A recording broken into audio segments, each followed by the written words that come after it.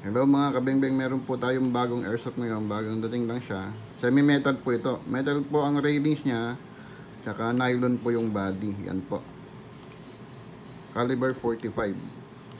Pag bibili kayo nito, may libre na rin po siyang 1,000 na bala. Yan po. Tapos yan po, makikita nyo naman, yan. Metal talaga yung railings niyan. Malakas din po ito, baon din naman sa karton.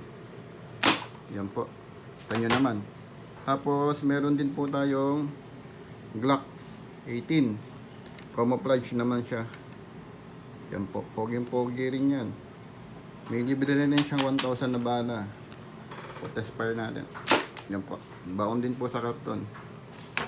Yan po sir. Package na po yan. Ito po navy blue. Ito army camouflage po yan. Army green. Yan po. Thank you.